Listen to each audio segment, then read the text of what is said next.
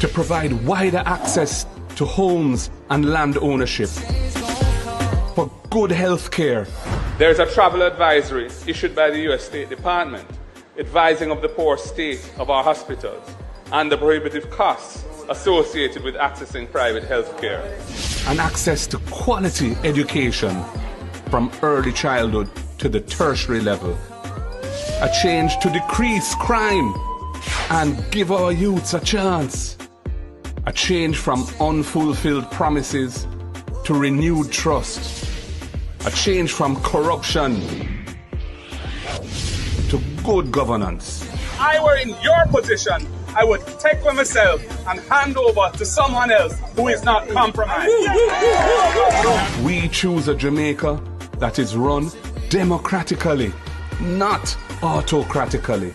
We choose a Jamaica where if you break the law, you pay the price, no matter who you are. If, like me, you truly want a better future for all Jamaicans, not just a few, then make the decision to choose change for yourself, for your family, and for Jamaica.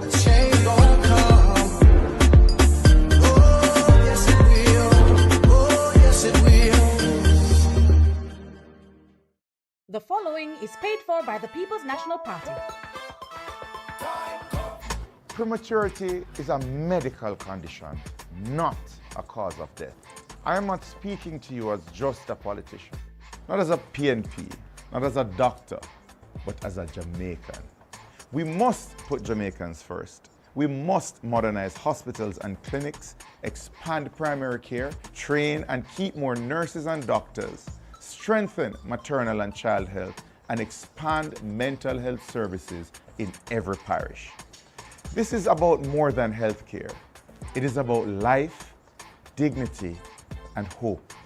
Because in a new Jamaica, no mother should fear losing her baby or her own life, and no Jamaican should be left without care. Jamaica, time come for a better life. The proceeding was paid for by the People's National Party. The following is paid for by the People's National Party. In every constituency, on every issue, the People's National Party has assembled the strongest, most diverse slate of candidates in a generation. From doctors ready to heal our broken health system, to educators building a smarter Jamaica, business people growing the economy, legal minds defending justice, and community advocates speaking truth to power. This is a team chosen for competence, compassion, and commitment. Led by Mark Golding, a good man with a good plan. This is not politics as usual. This is the team to rescue Jamaica, rebuild our future, and restore pride in leadership. Jamaica, time come. The proceeding was paid for by the People's National Party. Jobs and wages.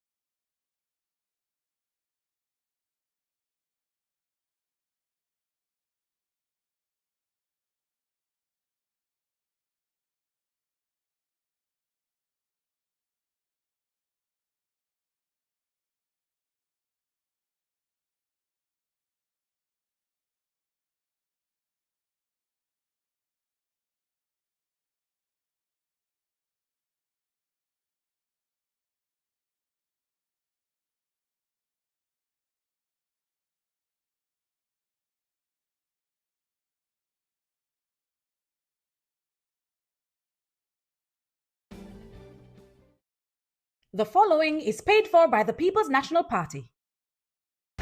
Keisha, What? why am I never saying at the exam?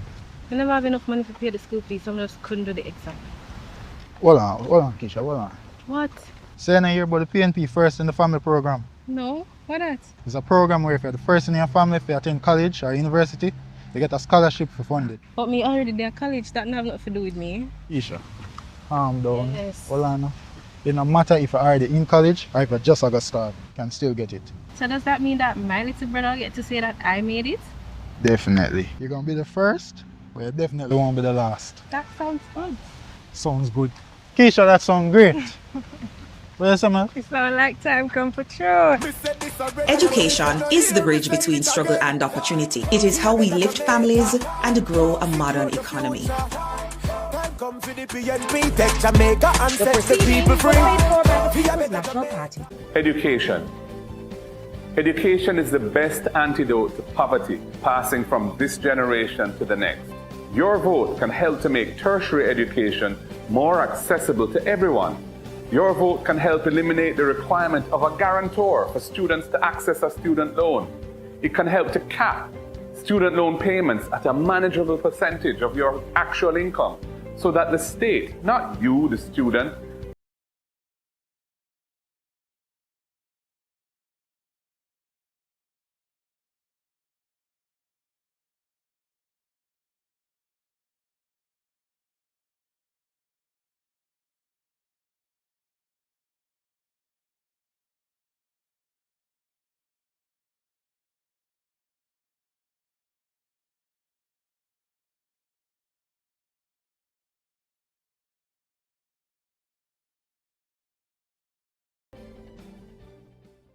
domestic violence is higher than ever.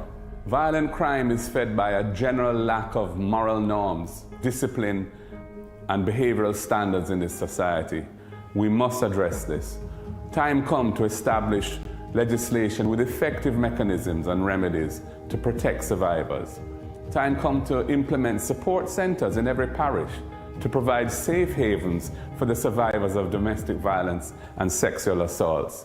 Your vote matters. Jamaican people want better.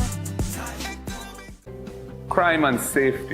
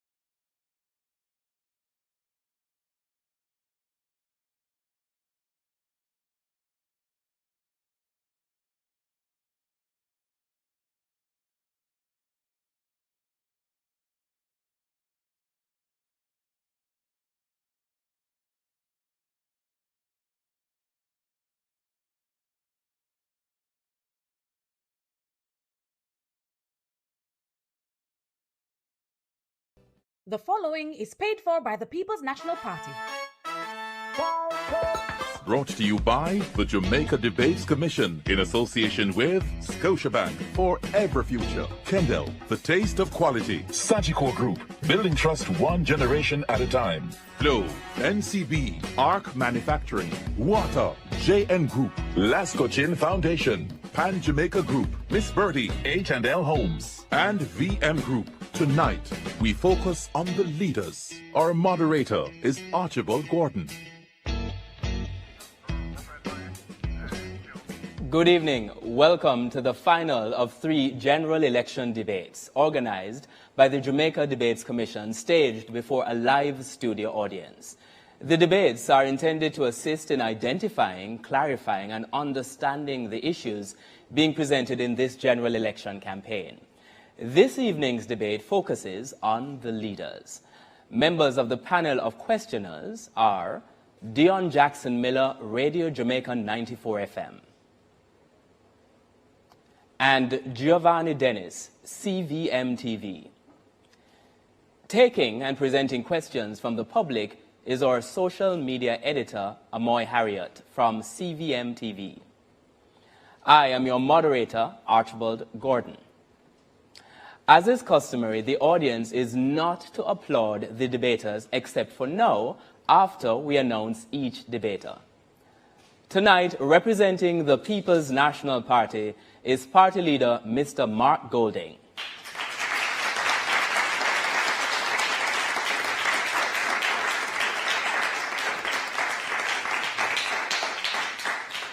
Representing the Jamaica Labour Party is party leader Dr. Andrew Holness.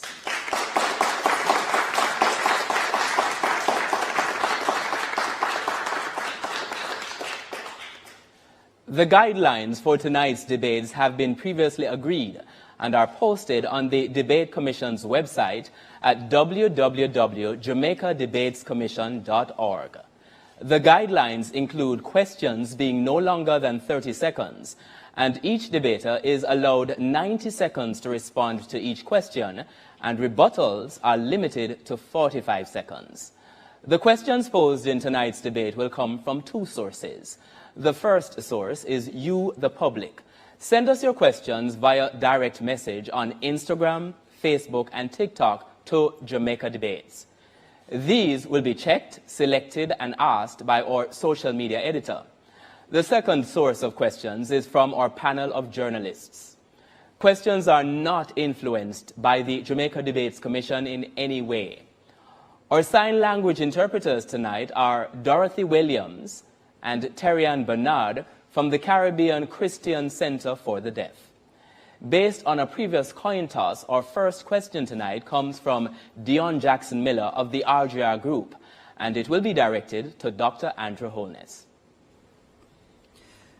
Dr. Holness, government members have recommended taking the Auditor General off the Integrity Commission. There have been changes made by your administration to the Office of Political Ombudsman that have virtually destroyed its effectiveness as a check on the behavior of politicians. And there have been constant attacks by members of your administration on the Integrity Commission and on media and civil society groups that criticize your administration. Shouldn't Jamaicans be concerned about what appears to be a pattern by your administration of undermining oversight bodies in the public sector, civil society, and media? There is absolutely no attempt by my administration, and indeed myself, to undermine any oversight body. Indeed, we have acted to strengthen and make them far more efficient. In placing the oversight of the political ombudsman under the office of the Electoral Commission, that's a move to strengthen and give it far more institutional framework. I myself have been very complimentary and acted in a very dignified way as it relates to the Integrity Commission.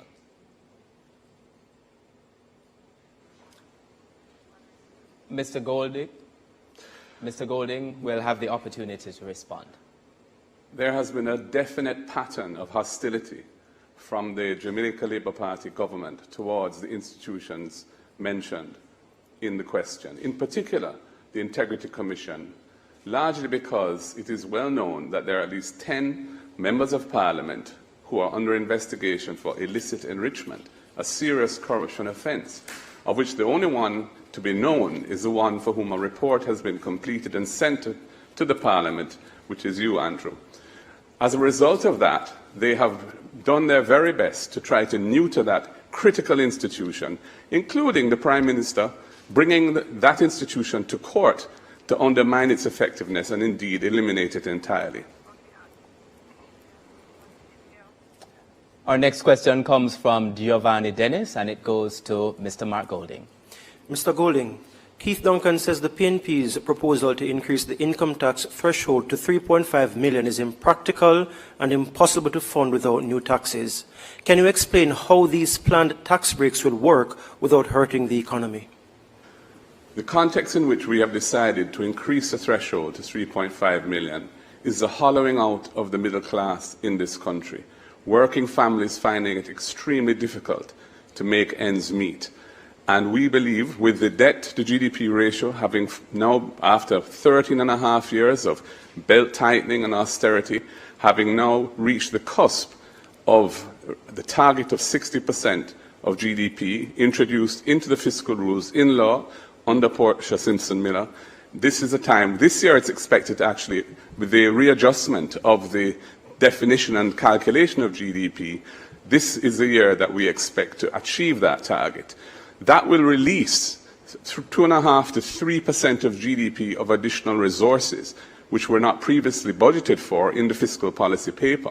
That is more than sufficient to pay for our entire program, including the $3.5 million increase to $3.5 million of the tax threshold, which will make our civil servants and our middle managers, and indeed most of Jamaicans who are presently suffering under the high burden of the cost of living, have money that they can spend, they can fix up their homes, extend their homes with a room, buy a car if they don't have one, pay down debt where they may be in arrears. It is necessary to preserve the country from brain drain and to keep the society intact. Dr. Holness now has the opportunity to respond. The hollowing out of the middle class is an act of the PNP. They totally decimated the middle class. It is the Jamaica Labour Party that introduced the increase in the non-tax threshold that recreated a middle class in Jamaica. In fact, when you look at the salary profile of PAYE contributors, you would see that their salaries have all risen. It is the Jamaica Labour Party, through the compensation review, that has increased salaries by over 200 billion Jamaican dollars for public sector workers. The current proposal of the PNP is unworkable. It's now time for a question from social media. We're going to Amoy Harriet. Thanks, Archie. Our first social media question tonight comes from Instagram. Shania in Kingston, she says, low voter turnout suppresses the effectiveness of a democratic society. Many Jamaicans refuse to vote because they believe both parties are corrupt. What would you say to the significant population of non-voters? And if elected, how will you hold politicians accountable for offenses against the people instead of protecting them? So in this instance, the question, you have 90 seconds to answer, and we begin with Dr. Holness. Corruption is a serious problem in our country, and corruption requires strong leadership. From my position as Prime Minister, I have taken action against any member of my political party that has been involved or accused of anything that suggests corruption. In my own case, I have been investigated for a year with an expert forensic auditor. The findings of that report have suggested no corruption. There have been no charges. Every aspect of my report, every aspect of my personal life and my personal financial details are in the public domain. I am the politician about which Jamaica knows the most. And therefore, I am the politician who can stand with the greatest moral authority to treat with any matter that is considered corrupt, as I have done in the past. And I want to give this assurance to the Jamaican people that you know me, you know about me, you can trust me, and you know that I stand against corruption. Mr. Golding has the opportunity to respond to that social media question as well. Andrew, what they know about you is that you have 28 bank accounts, that you received several $1 million in cash deposits from anonymous donors in your bank account, that your companies had transactions of over $400 million, several thousand transactions between them, and that Positive Jamaica Foundation, a non-profit which you are intimately connected with, provided resources which you use for personal investments through your personal company. We have signed the Leadership Code of Conduct developed by Integrity Commission. All of our spokespersons and myself have signed. None of your people have signed it. I am committed to ensuring that all members of the executive, when we form government, will have their Integrity Commission declarations published, not just the leader of the opposition, and what should happen, but hasn't happened in your case because you're not certified, the Prime Minister. So the whole question that has been asked is an excellent question, and we really need to step up our vigilance against corrupt behavior, nepotism and cronyism. The volume of scandals under this Jamaica Labour Party government is unprecedented. Over the number of ministers who have had to be removed from frontline duty, many of them parked in the naughty corner in OPM rather than being sacked. It is a disgrace to the country, and your personal situation where you're operating under a deep cloud because your Integrity Commission declarations are not certified also is something which Jamaica cannot go forward with. We'll now take a short break, and we invite you to stay tuned.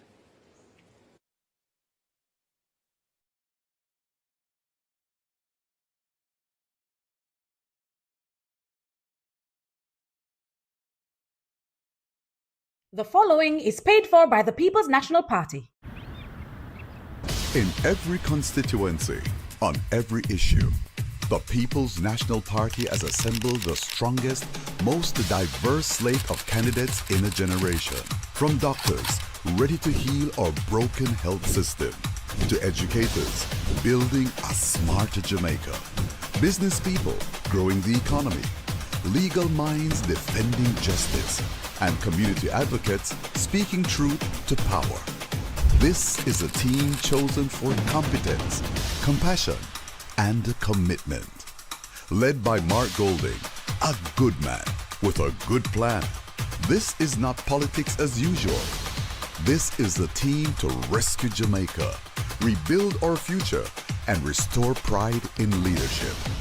Jamaica, time come. The proceeding was paid for by the People's National Party. Jobs and wages. So many of you said you wanted to become successful, to help out your families and enjoy your life. Do you realize that many of the world's largest businesses today are in the same age range as many of you?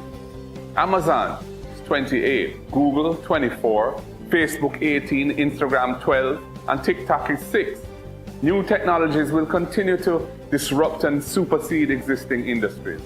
And as the world goes increasingly digital, Jamaica must not be left behind.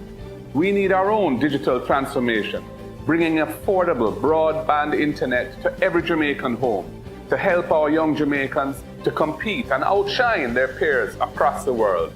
Your vote can help us to make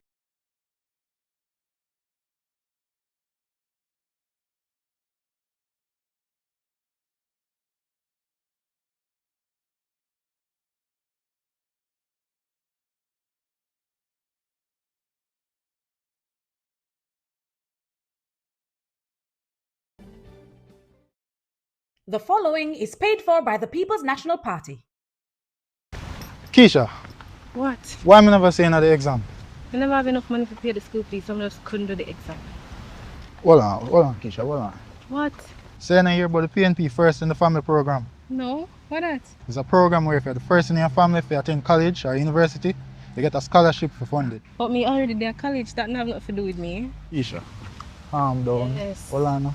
It no matter if you're already in college or if you just got started, you can still get it. So does that mean that my little brother get to say that I made it?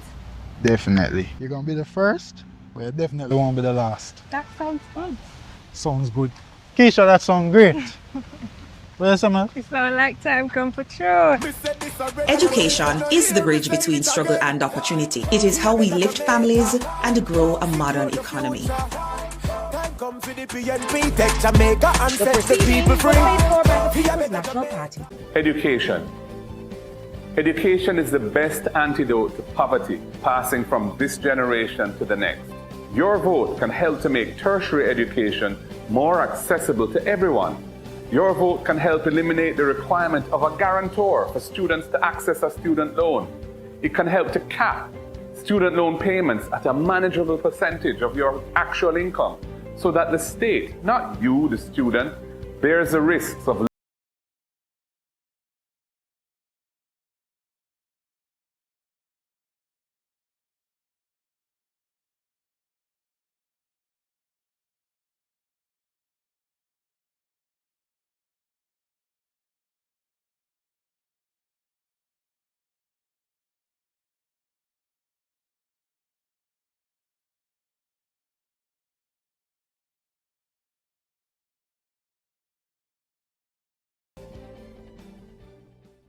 Domestic violence is higher than ever.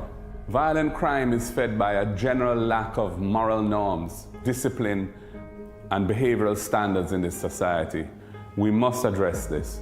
Time come to establish legislation with effective mechanisms and remedies to protect survivors. Time come to implement support centers in every parish to provide safe havens for the survivors of domestic violence and sexual assaults. Your vote matters. Jamaican people want better. Crime and safety. Your future depends on the right measures for crime being put in place. And I think you're mature and smart enough to realize it's not just about police and soldiers patrolling the streets. It has to start with healing ourselves and our communities and giving our at-risk youth a second chance to become productive citizens. Many of you will know a young person that the education system failed, who, if he or she had that second chance through mentorship, training, remedial education, and job placement, could become a positive contributor to our society instead of... Welcome back to the Leaders' Debate presented by the Jamaica Debates Commission. We invite you, the public, to send us your questions via direct message on Instagram, Facebook, and TikTok to Jamaica Debates. We now ask Dion Jackson-Miller to start this segment with a question for Mr. Mark Golding. Going back to the income tax proposal, Mr. Golding, because several people have been taking issue with your numbers. The PNP's assertion that it can fund the proposal through projected revenue growth doesn't seem to take into, as well as organic revenue growth, doesn't seem to take into account increase in expenditure. That's also projected, as well as low growth rates that no government in recent years has managed to overcome. Isn't it true that your numbers just don't add up? The fiscal policy paper does project over the next 3 years some $160 billion of additional revenue. The degree to which there are accompanying expenses will depend on how we manage the expense side of the budget. There's also the fact that there are $360 billion of programs in the budget that represent the priorities of a given government at a particular point in time.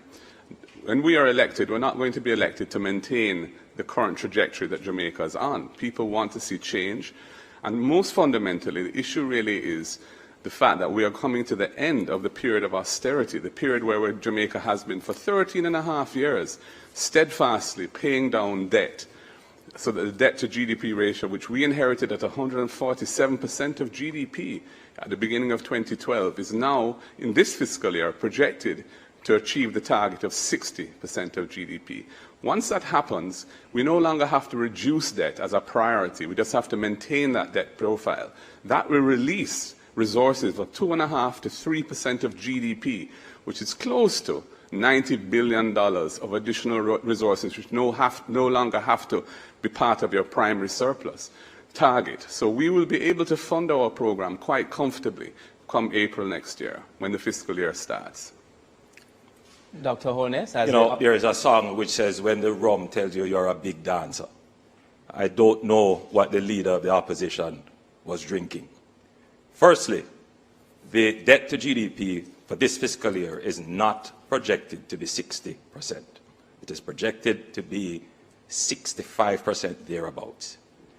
If the leader of the opposition is depending on growth to provide the revenues for $75 billion of expenditure, the country would have to grow between 8 and 10%, which has not done that since the 60s. Thirdly, yes, there are $300 billion of programs. What are these programs? Pharmaceuticals. Thank you, Dr. Holness. Thank you, Dr. Holness. Our next question is from Giovanni Dennis, and it goes to Dr. Holness. Dr. Holness, you said on February 7, 2016 in Sam Sharp Square, Montego Bay, within our first 100 days in government, we will start the legislative process to fix the general election date in Jamaica. It's been 3,490 days since. In your May 2016 budget debate, you further stated, the country should not be distracted by protracted periods of uncertainty. Yet, that's exactly what happened with this year's election. After 2 consecutive terms in office, you have failed to deliver on this promise. Why? Your research into this matter, and I respect the question, is incomplete. At the calling of the 2020 general elections, I explained to the public in Parliament that our government actually started work on fixed election date, and we found that it was inconsistent with our constitutional arrangements, and therefore we did not include it in our 2020 manifesto. It is no longer a part of our platform. More to that, however, is the fact that in seeking to have all of these previous considerations included, we went about putting in place a constitutional reform commission that would bring all the considerations for constitutional reform under an expert review. That expert review was thwarted by the opposition. So, yes, these considerations were considered from 2016, but the reality of our constitutional arrangement made us take a different route, which is to go to a comprehensive constitutional reform, which was frustrated by the opposition. Over to Mr. Golding to respond. Just before I respond, just to point out that Mr. Holness's data is not current. The Fiscal Commissioner issued a release, I think it was today actually, indicating that with the National System of Accounts being updated, GDP has been adjusted, and we're now at 62% of GDP. That's what the debt is at the end of March this year, and we will more than likely achieve 60% this fiscal year.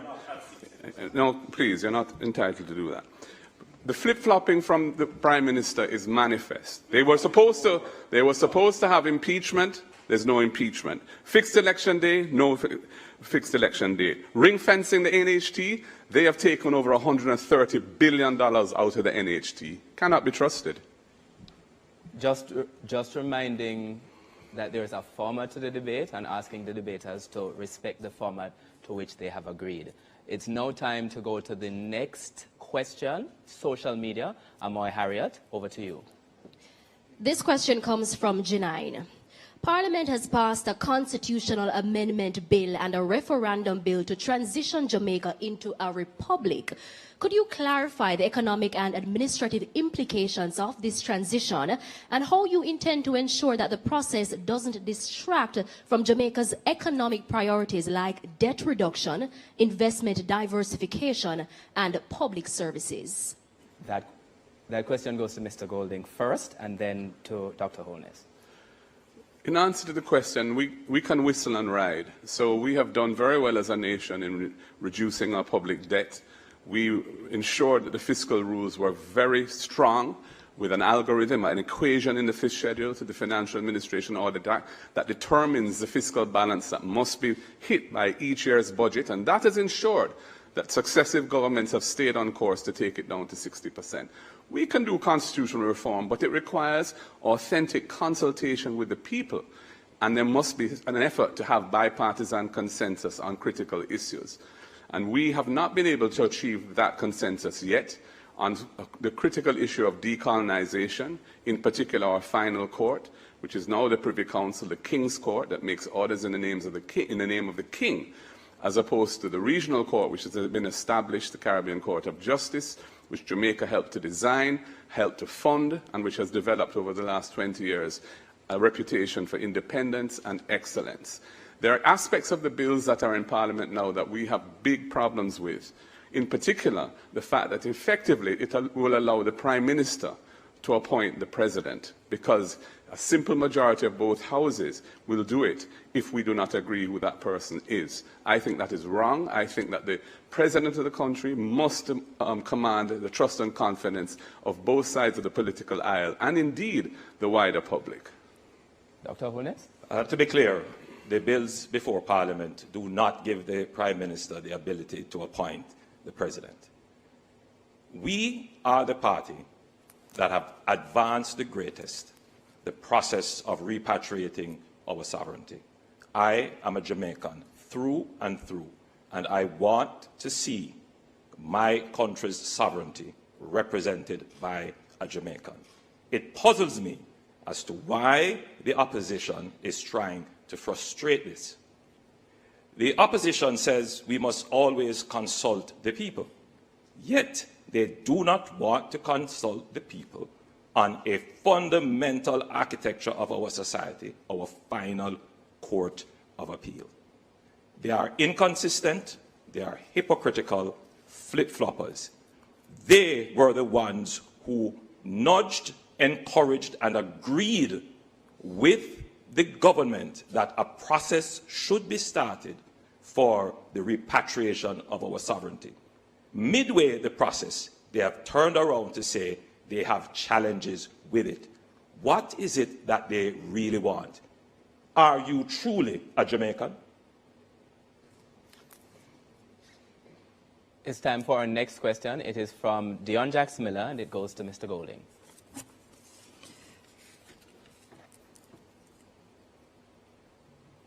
Mr. Golding, the PNP is promising a tax break for small businesses for the first 3 years of formally incorporating, as well as a raft of other targeted tax relief measures. How do you respond to criticisms that your tax plan reintroduces inefficiencies, tax avoidance, and corruption into the tax system that have been eliminated over the past 15 years? First of all, I think the Prime Minister repeated innuendo or direct attack which has been leveled by his party on my nationality. And, you know, I just wanted to just make it absolutely clear that I am indeed born here as a Jamaican. Here is my birth certificate, and it shows I was born at the University Hospital on July 19th, 1965, and it's right here. I hope your camera can pick it up. And I have a copy for you, Prime Minister, right here. And I wish you could provide me with a copy of your certification, but of course you can't do so. Now, on the question of tax, there's a third schedule to the GCT Act now, which has a long list of items which are not subject to GCT that are exempt. We feel that laptops and other devices are critical tools of trade, and it is wrong to tax them, and we are going to add them to that list. And similarly, sports equipment, which is vital for social cohesion. Sports is a critical part of keeping young people away from straying down the wrong path and so on. Why are we taxing those items? The cost of living is already high. So I don't agree. The system we have already caters for items which should not be taxed. And we're simply saying we want to adjust those items to include things that should be there but are not yet there. Dr. Holness? The Jamaica Labour Party is the only political organization to have reduced taxes. We reduced the GCT from 16.5% to 15%. And we have done so in a way that has not compromised our revenues or the sustainability of future programs. All, and I repeat, all the tax suggestions and promises of the opposition will compromise our fiscal arrangements and place us back in debt or result in increased taxes. The best way to provide social services is to identify the persons who need it. Thank you, Dr. Holness. Our next question is from Giovanni Dennis, and it goes to Dr. Holness. The Rio Cobre is a major water source for the St. Catherine Plains and communities in and around Spanish Town. Yet, since 2019, under your watch as Environment Minister, there have been close to a dozen chemical spills, causing fish kills and disrupting lives. You say you're a champion of the environment. Why hasn't there been tougher sanctions for the repeated breaches of environmental permits by the companies culpable? The Jamaica Labour Party has put in very tough sanctions, including the requirement for the provision of bonds. We are the only government to have called these bonds and brought polluters to court. We have also started the process of studying the Rio Cobre to ensure that there is no discharge into the Rio Cobre. And this is something that I am personally very serious about, and we will put in legislation to end discharge into the Rio Cobre.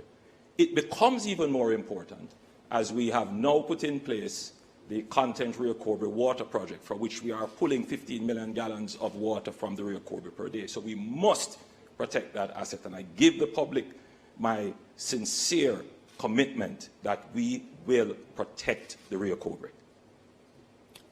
Mr. Golding? Quickly, just to say that the JLP is not the only party to have reduced taxes. The PNP reduced the personal income tax rate from 33.33% to 25%. We reduced the GCT rate from 17.5% to 16%. There's been reductions of taxes on both sides. They plan to reduce, they say, income tax from 25 to 15, which is going to help the rich and the ministers who pay themselves 200+ % pay increases. On the environmental issue, you are the one who overturned NEPA's decision not to grant a permit for the mining of the Dry Harbour Mountains, which is a very sensitive nature reserve. You're flip-flopping again, Andrew. Our next question is from social media. Over to Amoy Harriot.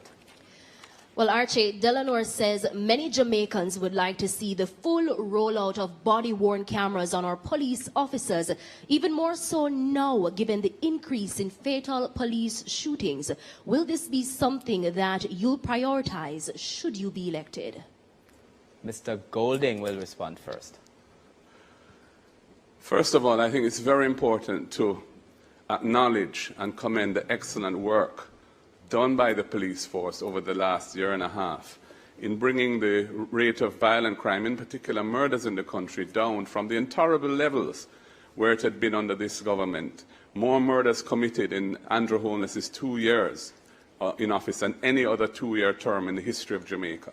The police have finally abandoned the failed policies that we did our best to stop, the mass use of states of emergency, which the court has ruled as unconstitutional, and have gone now to a much more targeted approach, a much more strategically sound approach. Having said that, we do feel that it's very important that the public as a whole must have trust and confidence in the police, because the police rely on intelligence and information from the public. And therefore, if the public feel that there's excessive use of force and there's no accountability for it, they're not going to be as cooperative as we need them to be. I think, therefore, it's in the interests of the Jamaican society and the police themselves to have the benefit of body-worn cameras, especially when they go on special operations, so there can be no question, nobody can accuse them wrongly of having used excessive force when the force was legitimate as used. And to the extent that there may occasionally be an excessive use of force, the persons are held accountable for that in accordance with the law. That's what the rule of law requires. Dr. Holness? The government is already in the process of procuring and acquiring body-worn cameras. Several thousands of them are under procurement and will be deployed shortly to the police force. We consider this as absolutely important in giving confidence to the public regarding the actions of the police force. And the police themselves want to have these cameras as protection for themselves. Interestingly, however, the leader of the opposition states that the states of public emergency did not work. Now, murders under the PNP increased to over 1,000 murders in 1997 and remained there for over 30 years. It is the Jamaica Labour Party in 3 consecutive years that have reduced murders by 55%. The states of public emergency worked. The states of public emergency were supported by the PNP when Peter Phillips was the leader of the opposition, and it reduced murders by 27%. Since we did not have the cooperation of the opposition, murders went up. A question must be asked: who is responsible for the increase in murders when there was a tool that could have saved lives? It is a serious question. Now, Giovanni Dennis has indicated that he would like to ask one of his 2 follow-up questions. I believe that question will go to Mr. Golding. Mr. Golding. Mr. Golding, I want to go back to the matter of your dual citizenship. It took days for you to confirm that you held dual citizenship and weeks for you to renounce it. Why didn't you acknowledge the issue up front, and why should Jamaicans believe you will be forthcoming with them on any issue, even if it's uncomfortable in the first instance? I didn't hesitate to acknowledge dual citizenship. I was born in Jamaica. I had a British father, and I inherited British citizenship by descent from him. And that's lawful under the laws of Jamaica, and indeed parliamentarians in Jamaica are permitted to be dual nationals. I therefore didn't consider it to be something which was problematic. However, when it was raised last year and politicized, I decided I want to know what the Jamaican people felt about it, because I thought really my response ought to be driven by them. We did an internal poll. It showed that a majority thought I should renounce, and so I did. And I renounced my British citizenship in August last year. Dr. Holness, rebuttal. You know, this is a strange one. A man who wants to represent his country must choose his country. He doesn't need to ask anyone. He should choose. And that's why we say we choose Jamaica. It is indeed of concern that it was not until your 40s, when you were becoming a minister of government, that you sought to have a Jamaican passport. It is not your birth that makes you Jamaican. It is the choices you make for your country, including supporting a process that would make a Jamaican head of state here, including getting a Jamaican passport. Our next question is from social media. Over to Amoy, and that question will go to Mr. Golding. On TikTok, Taj says, given the current negotiations surrounding the U.S. Keep Call Centers in America Act and its potential to impact over 50,000 Jamaican BPO workers, how does your administration plan to safeguard both employment and livelihoods for young Jamaicans if outsourcing opportunities decline? That's a good question, and the truth is that the evolution of technology, especially the advent of artificial intelligence, is also a threat to the type of services that are provided through outsourcing. So we are going to have to ensure that we try and upskill our existing workforce so that they can be trained to do the type of tasks that technology isn't going to be as adept at dealing with as human beings. And we also have to provide other avenues for employment for young people. That's why we're going to establish the Youth Innovation Fund, which will provide grants and loans to young people to get them into business if they want to get into business. And it will enable them to pursue their talents in tech or in creative industries or any other area of endeavor so that they can express themselves, help to monetize their talent and build brand Jamaica. And so those are the types of things that need to be done. We also want to emphasize training and the role of the private sector in training. We'll be giving an incentive, a dollar-for-dollar matching of all businesses who invest in upskilling and training. We will match their investment through the HEART program to encourage them to invest further in training and upskilling the workforce so they can employ more people in higher paying jobs. Right now, too many of our people are struggling in low-income jobs, low-wage jobs, low-tech jobs. The same question goes to Dr. Holness. Well, let me give you some practical and real answers instead of airy-fairy stuff. Jamaica is already positioning itself for nearshoring and friendly shoring of the recalibration of the global supply chain. And that is why we have made a massive investment in the Caymana's development and in Raintree. These are real investments that will bring production to Jamaica and jobs to Jamaica. We have already started to ensure that over 120,000 Jamaican youths can access training free of cost under HEART. And much of that training is in support of not just BPO, but logistics.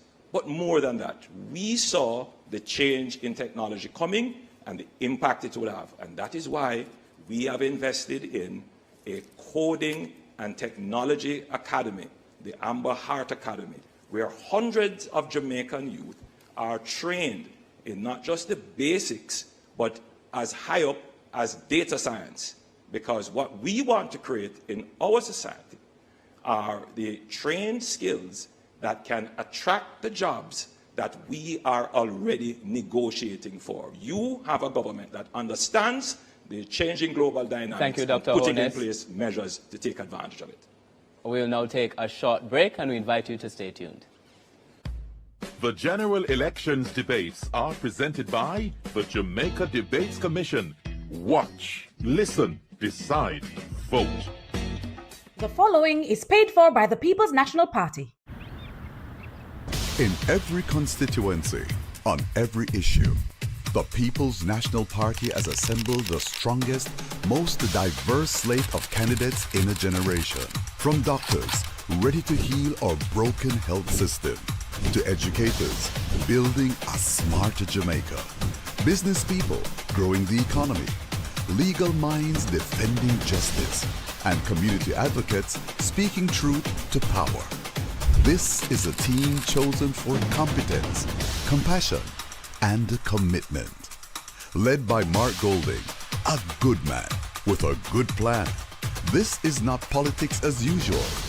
This is the team to rescue Jamaica, rebuild our future, and restore pride in leadership. Jamaica, time come. The proceeding was paid for by the People's National Party. Jobs and wages. So many of you said you wanted to become successful, to help out your families and enjoy your life. Do you realize that many of the world's largest businesses today are in the same age range as many of you?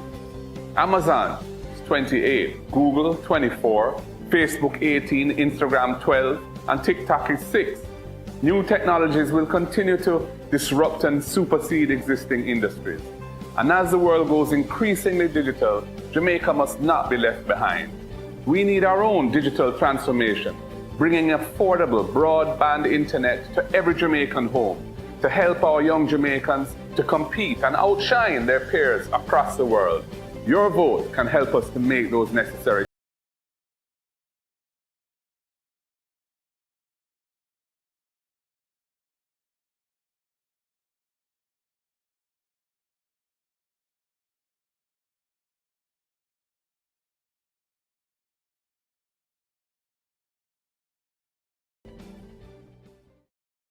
The following is paid for by the People's National Party.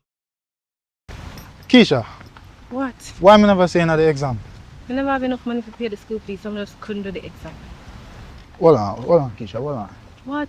Say I hear about the PNP First in the Family program. No? What that? It's a program where if you're the first in your family, if you attend college or university, you get a scholarship for funded. But me already there college, that have nothing to do with me. Keisha, calm down. Yes. Hold on. It no matter if you're already in college or if you just got started, you can still get it. So does that mean that my little brother get to say that I made it? Definitely. You're gonna be the first, but you definitely won't be the last. That sounds fun. Sounds good. Keisha, that sounds great. What you say, man? It's not like time come for sure. Education is the bridge between struggle and opportunity. It is how we lift families and grow a modern economy. The proceeding was paid for by the People's National Party. Education. Education is the best antidote to poverty, passing from this generation to the next. Your vote can help to make tertiary education more accessible to everyone. Your vote can help eliminate the requirement of a guarantor for students to access a student loan. It can help to cap student loan payments at a manageable percentage of your actual income, so that the state, not you, the student, bears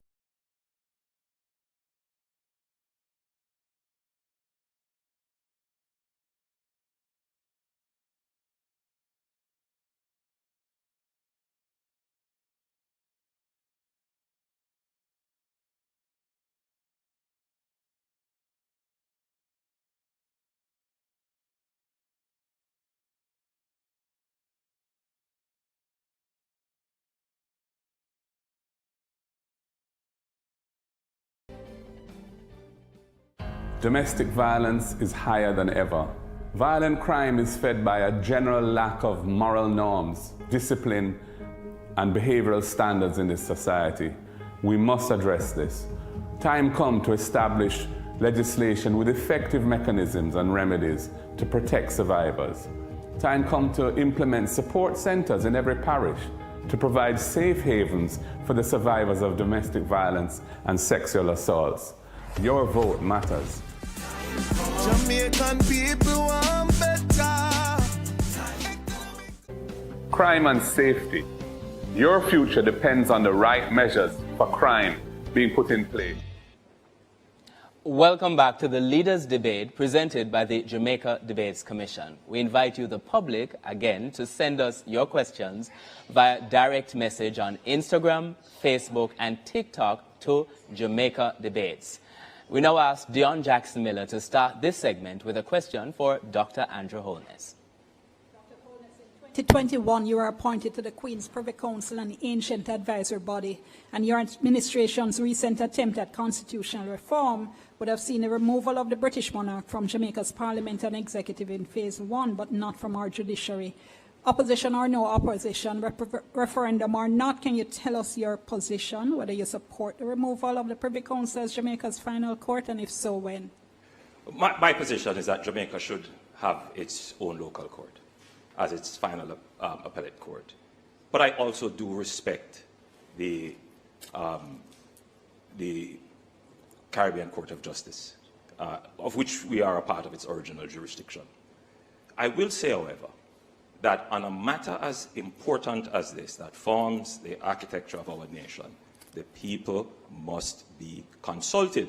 And that is why I put in place a process that would begin these consultations in a practical and phased basis, a process which has been thwarted by the opposition. Now,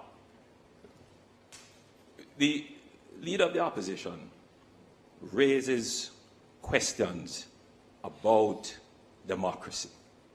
On one hand, he does not want to consult. He wants the government to just act without consulting with the people, but then turns around and says that we are the ones undermining democracy. The leader of the opposition must be consistent. Democracy requires us to consult the people on these critical matters. Mr. Golding? Yes, Mr. Holness, shortly before the visit of Prince William to Jamaica, became a member of the King's Privy Council. So one has to wonder how he was choosing Jamaica when he did that. Anyway, to answer the question, we want to follow the Constitution, and the Constitution has been ruled by the Privy Council as the highest court as not requiring a referendum for the decision as to whether or not the CCJ should become the final court replacing the Privy Council. And that is what we think ought to be done. No other country that has moved away from the Privy Council has had a referendum to do so, and there are good reasons for that. Our next question is from Giovanni Dennis, and it goes to Mr. Golding. Mr. Golding, the PNP under your leadership has flip-flopped on a number of issues. For example, Julian Robinson on May 16, 2023, said the opposition takes no issue with the massive salary increase for parliamentarians. The very next day, the PNP released a statement objecting to the increase. Why should Jamaicans trust that you won't similarly make about turns on promises you are making now? When Julian said that in Parliament, he was referring to the principle of parliamentarians getting an increase. He wasn't addressing the specifics of what was being proposed. We hadn't had a discussion around those specifics. When we looked at the details and we saw the massive increase that the Prime Minister was proposing for himself and for his ministers, we felt it was unconscionable to do that in the context where the public sector workers had just had their salary negotiations under some duress in relation to the teachers in particular, finalized, and many of them were getting 20% over 2 years. That is why we had to clarify our position, because it was not in accordance with what we thought that principle demanded. Now, over time, thinking can evolve. People change their positions on issues. So, for example, we are looking at this whole question of the 3.5 salary, the $3.5 million threshold increase. And we've seen where, as the debt target is achieved and resources can be released, it can be afforded. We weren't calling for 3.5 2 years ago, But we see that the need, inflation, etc., have happened. Cost of living pressures are there. Our evolution, our thinking has evolved, and we think that this is the right thing to do now, and we're committing ourselves to it. So, you know, I don't think the criticism is justified. Thank you, Mr. Golding. Dr. Holness now has... I have to call out that the leader of the opposition is telling lies. Julian Robinson stood in Parliament and said he supported the increase. Clear, and the tapes are there. Secondly, he calls the increase unconscionable, yet he takes it. I, Andrew Michael Holness, did not take it. The option was available to him as well. I chose not to take it. The leader of the opposition says, I have 28 bank accounts. That is absolutely not true. The report of the Integrity Commission includes accounts that are closed, accounts that are dormant, insurance accounts, and investment accounts. Thank you. They have weaponized it. Thank you, Dr. Holness. Our next question is from Dion Jackson-Miller, and it goes to Dr. Holness. Dr. Holness, in your 2016 manifesto, you said, quote, will make it mandatory that the appointment to sensitive posts be approved by a 2/3 majority in each House of Parliament, thereby requiring consensus between government and opposition. Now, the posts identified included the Office of Director of Public Prosecutions. Not only did you not implement this, but you disregarded the opposition's objections in the case of the recent extension, which led to a court case. Wasn't this a betrayal of the principle of bipartisanship that you had been proposing 9 years before? Absolutely not. And indeed, in some instances, there are parliamentary review of sensitive positions. And I want to be also very clear that the constitutional reform process that we have put in place would take into consideration all of these proposals that were made. We cannot tinker with the Constitution, doing a little thing here and a little thing there, and therefore we decided to put it in a comprehensive process, again, which the opposition has thwarted. But since I have some time, let me also address some other issues about the leader of the opposition. In my own Integrity Commission report published in Parliament, there were no findings of corruption. All my assets are in Jamaica, and I have declared everything to the Integrity Commission. The leader of the opposition, however, also had a report from the Contractor General previously, which found that they benefited from public resources in an irregular way. They termed it a sweetheart deal. In my report, there is no such thing. None of my resources are ever connected to any public funds or any public resources. However, for the leader of the opposition, the report was very clear that their operations were considered to be irregular and a sweetheart Thank you, deal. Dr. Holness. Mr. Golding has an opportunity to respond. The Prime Minister has no interest in bipartisanship. He has strong dictatorial tendencies and really would prefer not to consult with the opposition at all if he didn't have to. And I say that based on my experience with him over the last 5 years. He talks about he didn't want to tinker with the Constitution. Then why did he seek to amend the Constitution as a one-off, tabling the bill and seeking to pass it on the same day to extend the DPP's tenure beyond what was constitutionally allowed? That was tinkering, Prime Minister, so come on. And in terms of Integrity Commission reports, my declarations have been certified every year as being proper. Yours have not, because you are under investigation for illicit enrichment. Mr. Golding. Our follow-up question now, Dion Jackson-Miller has indicated she'd like to use the first of her follow-up questions. On the same issue of the DPP's appointment, Principal Dr. Holness doesn't require constitutional amendments, though. And if it is that you were committed to the principle of bipartisanship, why would you have rejected such strongly worded opposition coming from the opposition leader? End of the day, this matter was taken to the court, and the courts decided, and the DPP was reinstated. I want to also clarify something that the leader of the opposition said. The investigations carried out by the Integrity Commission are at an end. I am not currently under any investigation. There were no findings of corruption or charges. The leader of the opposition continues to try to weaponize these things because that is the only crutch he has to stand on. I, Andrew Holness, am thoroughly transparent. Thank you, Dr. Holness. Thank you, Dr. Holness. Mr. Golding has the opportunity to respond. Again, Andrew Holness is being disingenuous and tricky. The Integrity Commission referred his matters to the Financial Investigations Division, a law enforcement agency charged with investigating serious financial crimes for further investigation. What was his response? When there was a vacancy at the head of it, he sought to appoint or influence the appointment of somebody who is his close personal friend and who had said publicly on nationwide radio that he didn't see anything wrong in the report on Mr. Holness's financial situation, the Integrity Commission's report. It was clearly a set-up job, and we feel that very strongly that this needs to be addressed. Thank you, Mr. Golding. Our next question is from social media. I'm going to hand over to Amoy.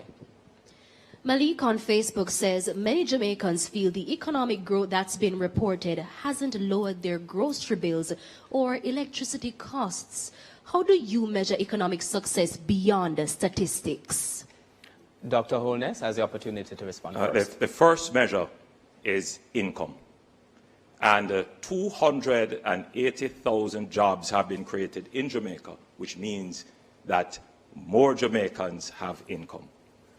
There is a rise in income. Let's look at the minimum wage. The Jamaica Labour Party government has tripled the minimum wage. So there are more Jamaicans earning more at the lower levels of our country. Further, access to basic amenities. 350,000 Jamaicans have access to potable water, and in our next term, we will ensure that the 900,000 Jamaicans which now don't have reliable or full access to water will have access to water.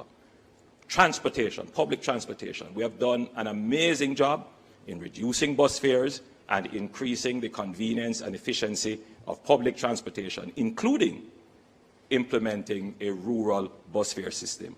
On electricity, we have reduced the GCT on electricity, a promise made by the previous government and not kept. We have done it in a sustainable way. But more importantly, we have not placed any new taxes on the people of Jamaica since our government has been managing the fiscal affairs of this country. Mr. Golding has an opportunity to respond. First of all, I think the question is sound because statistics don't tell the full picture. Jamaica's competitiveness has been falling, yet they say that we have record low unemployment. Several 100,000 Jamaicans are outside the labour force and are not measured for that purpose. And indeed, you're regarded as being employed if you're employed 1 hour a week. 55% of Jamaicans are suffering from food insecurity. That is what the United Nations says, the FAO, which is an agency of the UN, says. 55% of Jamaicans are not getting adequate nutrition. That is not consistent with prosperity or low poverty rates or low unemployment rates. As for transportation costs, those are extremely high for many Jamaicans, which is why we want to introduce the RIDE program, a subsidy for rural children to help them to get to school in an affordable way. It's $10,000 per child who needs it in each family. So if you have more than one child, each one of them would qualify for this, because we recognize that that is one of the causes of absenteeism in schools at the moment. As for electricity, the rate and cost of electricity under this government has gone way higher than where we left it at 23 cents per kilowatt hour. Now it's over 40. And as for the GCT, they are providing a subsidy at the moment, but they haven't said for how long, and there's no commitment to keep it on. Thank you, Mr. Golding.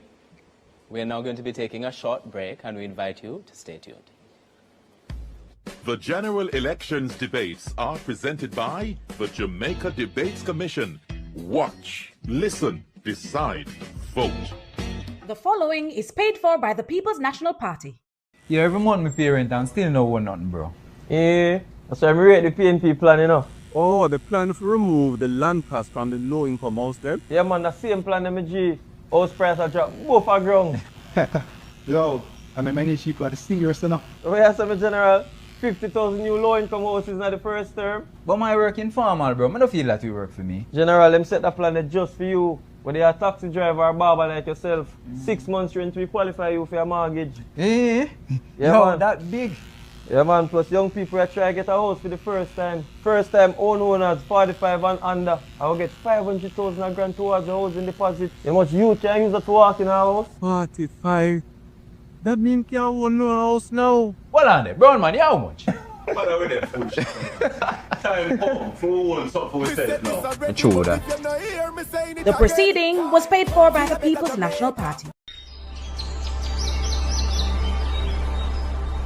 There comes a point in each person's life where they are tasked with an important decision.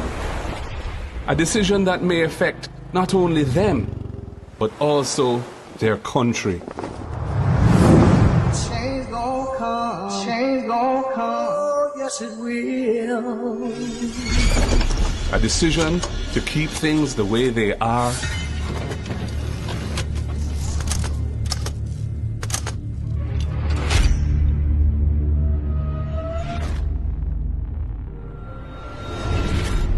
or a decision that will bring meaningful change.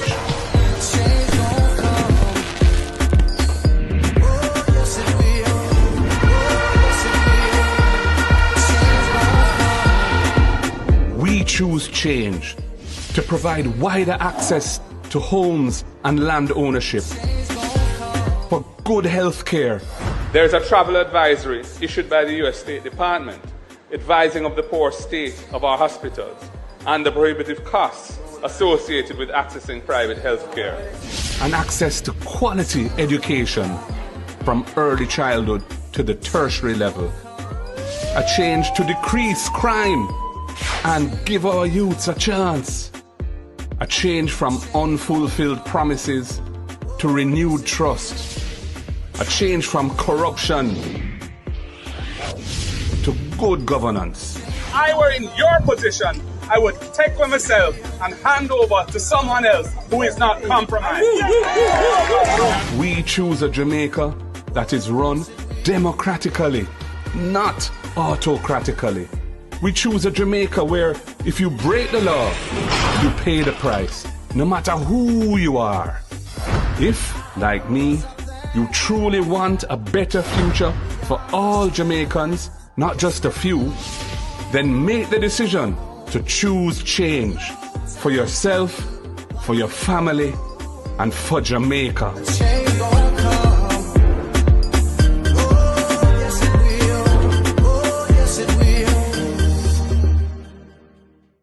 The following is paid for by the People's National Party.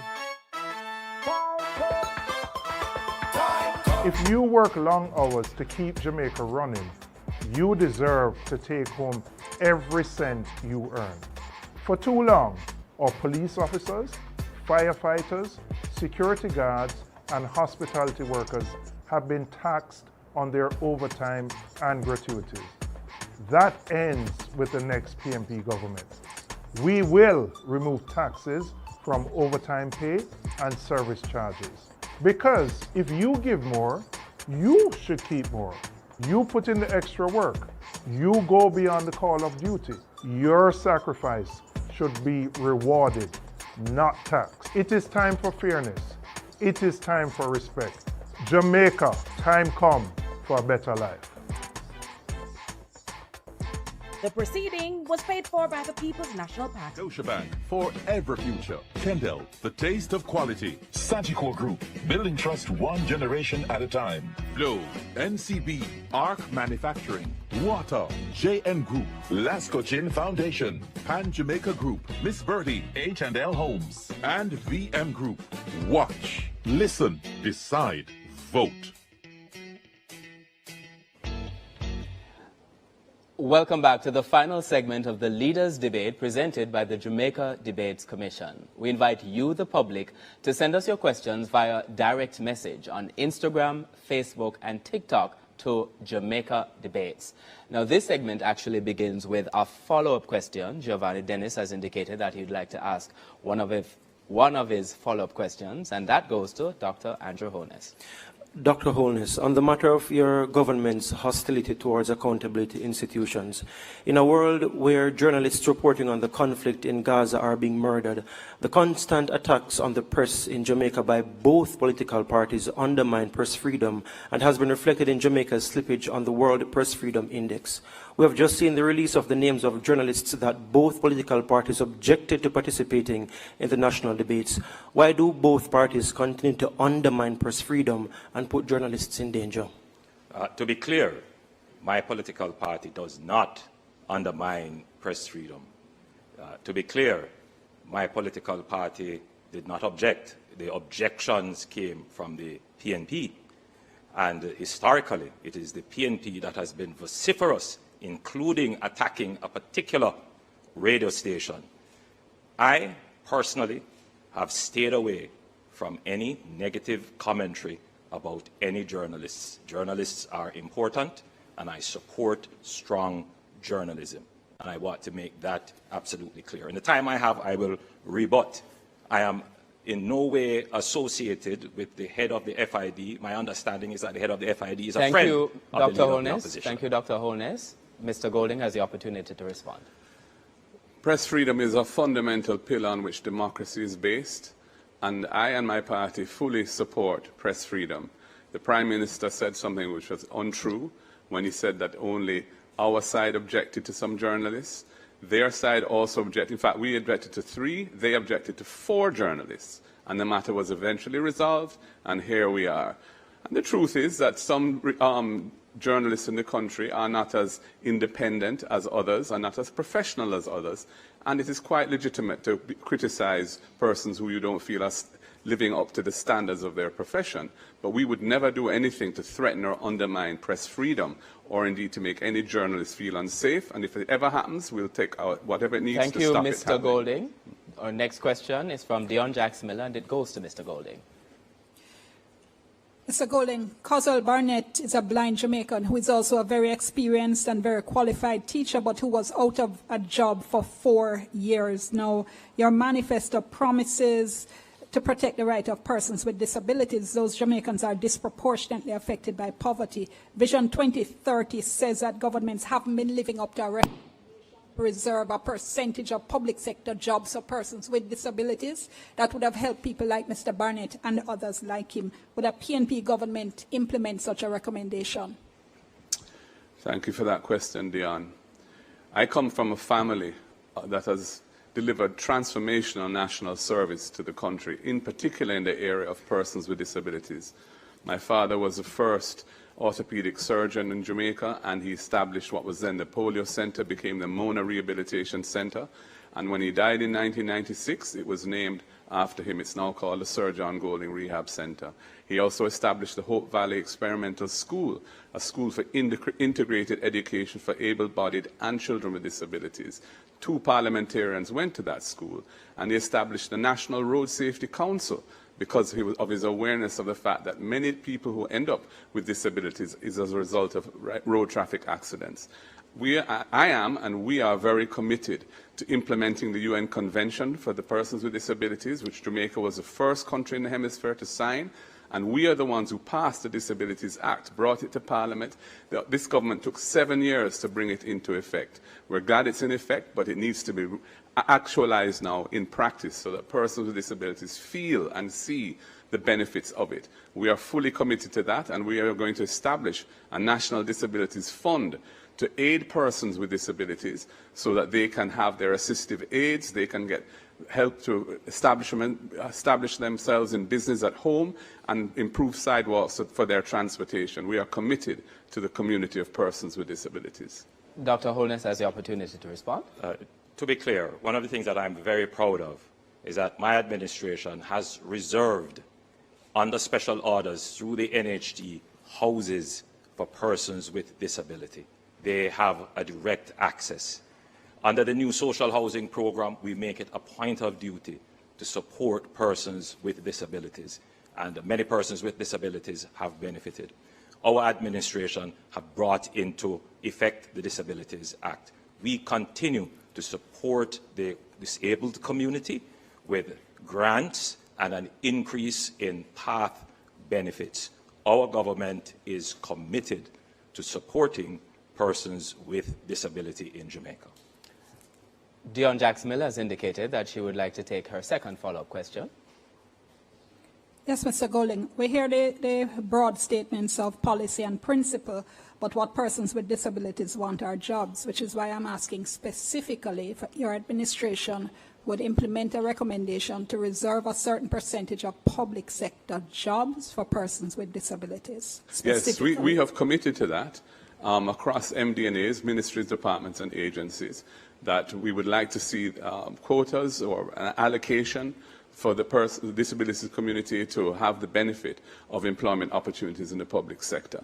But we also recognize the need to ensure that those who have the capacity to deliver services or to make things at home are empowered to do so. And that's why we have the National Disabilities Fund, which we will establish to help them to get a start in life in the area of business and fulfill their talents and monetize their talents so they can uplift themselves and their families from their homes. So yes, we're fully on board with the idea that you mentioned, Ian.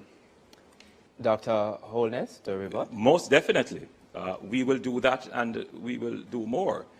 In fact, at the Office of the Prime Minister, we do make it a point of duty to ensure that persons with disabilities are employed at the Office of the Prime Minister, and we will give that directive, if it is not already in effect, to all the ministries. But more than that, people with disabilities want to be independent, and they want to work independently, many of them.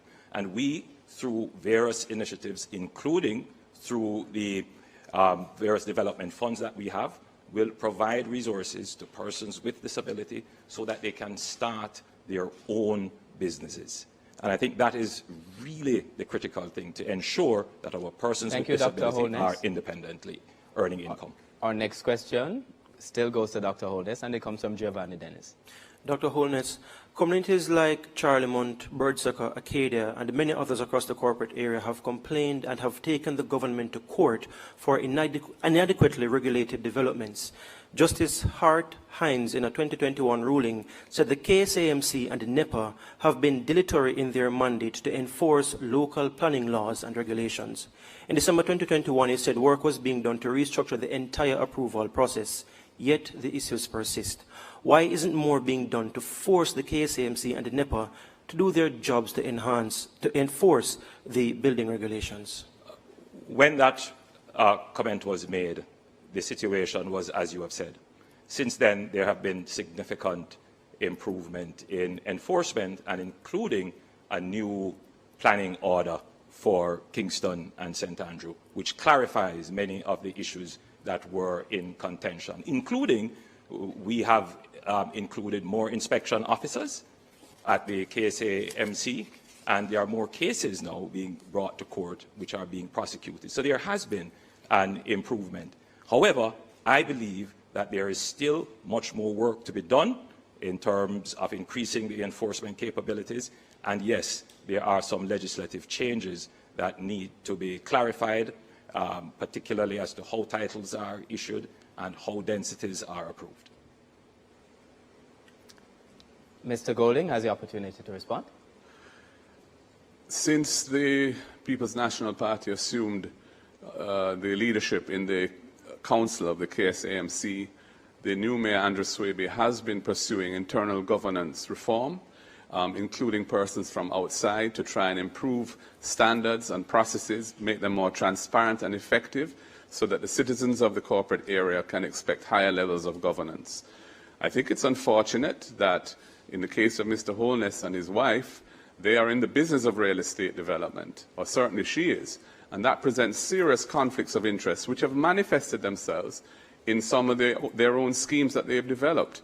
I think we need to have rules which preclude that kind of activity so that there's no question of conflicts of interest.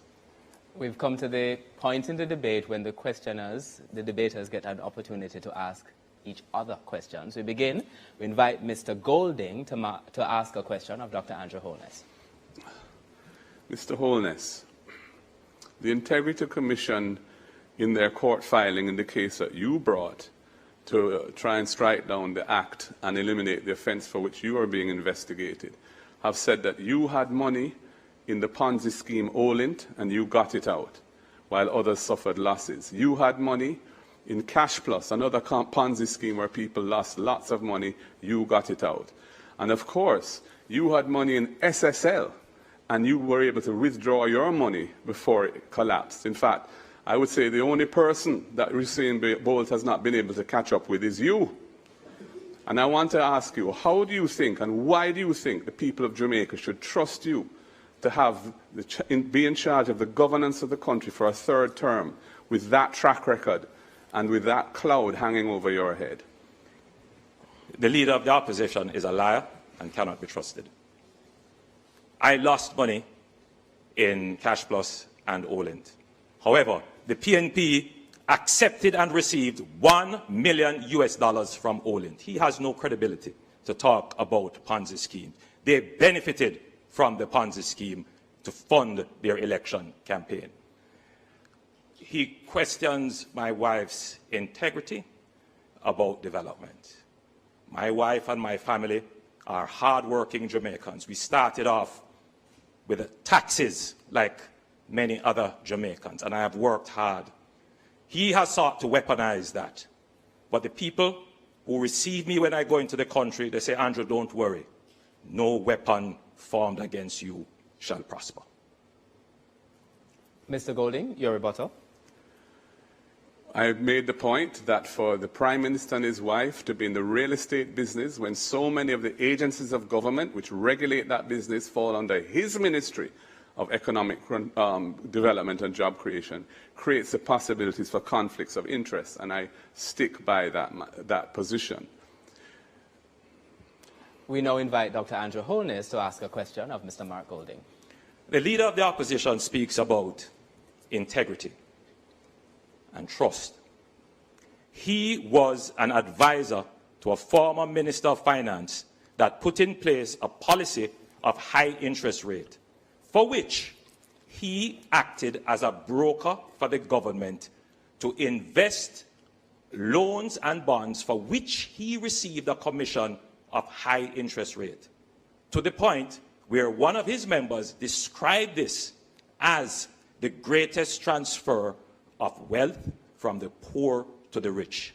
He, the Toponaris lawyer, has made billions of this, yet he does not disclose this in his integrity report. In fact, he doesn't even have a house in Jamaica.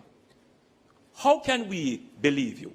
And do you have assets in overseas companies for which you have not disclosed? I've disclosed all my assets, and that's why my Integrity Commission declarations are certified. Your allegations are scurrilous and false. You made reference to DBNG, although you didn't call the name. DBNG was established in 1992 as an investment firm by 3 young Jamaican entrepreneurs. When the financial sector meltdown occurred some years later, and FinSAC was established as a response to try and protect the savers of this country so they didn't lose their money in their deposits in the banking system and their pensions and so on, DBNG, like other financial firms at the time, had to navigate that carefully to survive. We eventually were approached by a leading international bank, Scotiabank, who did a thorough due diligence on the company. It's a listed company. We were a listed company from inception. Our audited financial statements are public. Our quarterly financial statements are public. They looked at us inside out and upside down, found nothing, absolutely nothing untoward, and they bought the company. And we have nothing to hide on when it comes to DBNG. I would say, why is your government, having spent $200 million on this Commission of Inquiry into FinSAC, hiding the FinSAC report? Is it because you and your wife bought a house from somebody who had been FinSAC'd? You're a hypocrite, Andrew Holness, to be accusing me of anything in relation to FinSAC when you have been a direct beneficiary of the losses of somebody who was FinSac who lost their Thank home you, Mr. because Golding. of FinSac. Again, Mr. you Golding. go to attacking my wife when you, according to the Contractor General's report, benefited from a sweetheart deal that was irregular. You benefited off the backs of the Jamaican people in creating your wealth. You were a connected party with the then Minister of Finance, and you advised and created the FinSac debacle with high interest rate. You benefited from FinSac. I did not purchase a FinSac house. I bought a house on the open market. And again, you come with weaponized lies. Your lies will not work. We now go to closing statements. Now, based on the earlier coin toss, Mr. Mark Golding of the PNP will go first. The general election next week, Wednesday, presents a historic opportunity for the people of Jamaica.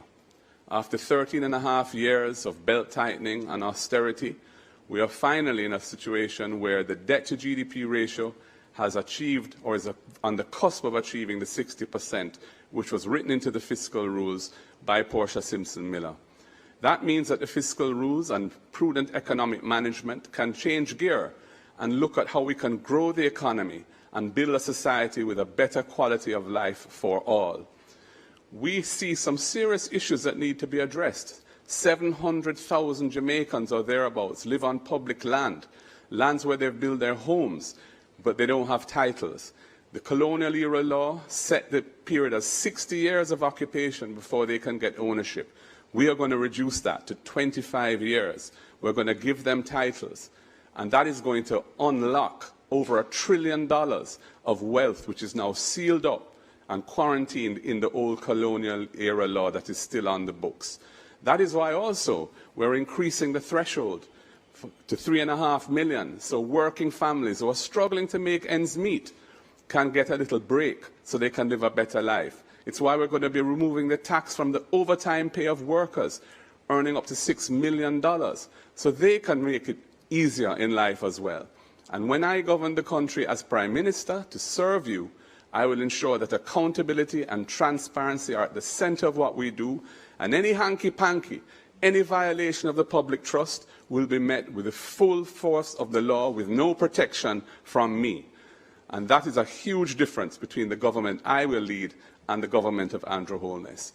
That is why I'm asking you, on Election Day, next Wednesday, vote for the People's National Party, put your X beside the head, time come for a better life. We now invite Dr. Andrew Holness of the JLP to go ahead with your closing statement. The administration that I lead on your behalf has cut the debt in half.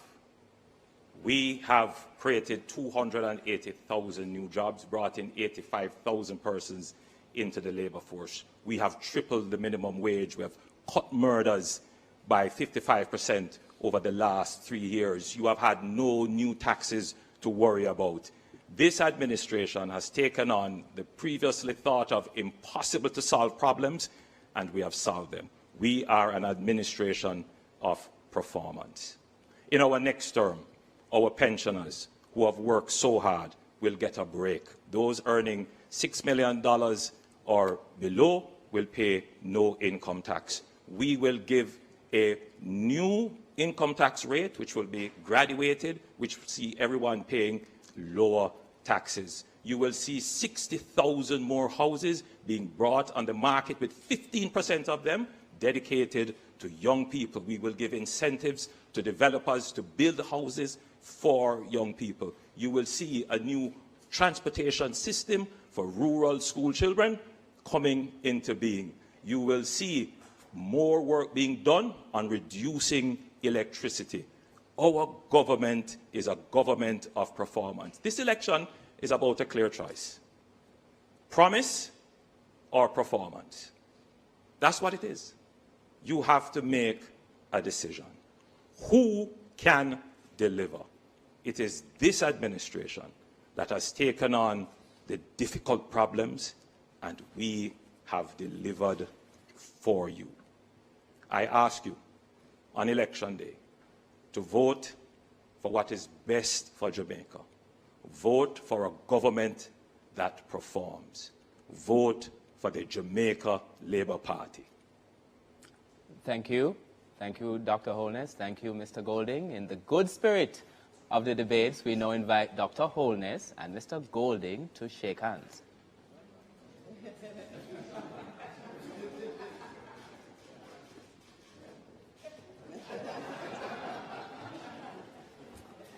And now we can breathe. That concludes the leadership debate between party leader Dr. Andrew Holness, representing the Jamaica Labour Party, and party leader Mr. Mark Golding, representing the People's National Party. Our sincere thanks to both party leaders and all the debaters. This was the final debate in the 2025 General Election Debate Series. Thanks for joining us. Thanks to our studio audience, our production crew, production and funding partners, and most of all, our viewers and listeners all across Jamaica and the diaspora. I am Archibald Gordon. Good night.